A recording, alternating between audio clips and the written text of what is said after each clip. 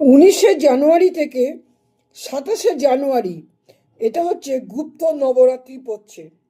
এটা গুপ্ত নবরাত্রি। যদি কারুর মনের মধ্যে গুপ্ত কোনো মনোবাসনা থেকে থাকে তারা এটা অবশ্যই এই 9টা দিন অবশ্যই করতে পারেন এবং খুব সহজেই আপনার মনোবাসনা এমনভাবে ডাকবেন যেন সহজেই আপনার মনোবাসনা যেটা আপনার আছে তা যেন পূরণ অবশ্যই হয়। কি করতে হবে সেটা জেনে নিন। একটা জলচৌকি নেবেন, যেমন আমরা ঠাকুর বসাই, তার উপরে আপনি সেটা ধুয়ে পরিষ্কার করে যেন কিছু চুল চুল না থাকে, তার উপরে একটা লাল কাপড় পাতবেন। লাল কাপড় পাতার পরে তারপরে দেবী দুর্গা, মা কালী, দেবীর ফটো বা মূর্তি যা কিছু আপনার ঘরে আছে আপনি তার উপর বসাবেন। এবার লাল আসন নেবেন, স্নান করে শুদ্ধ বস্ত্র পরে নেবেন।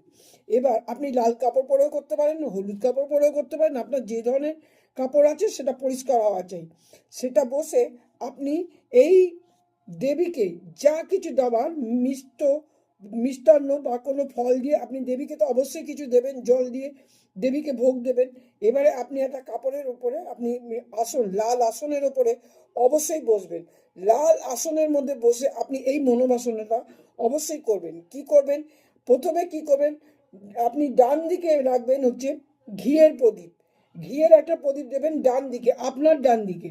আর আপনার বাঁদিকে দেবেন হচ্ছে একটা ভৈরব বাবার জন্য একটা সর্ষের তেলের প্রদীপ, মানে মাটির প্রদীপই দেবেন। দুটো প্রদীপ, পিতলের প্রদীপও চলবে, বলছি সব রকম প্রদীপই চলবে।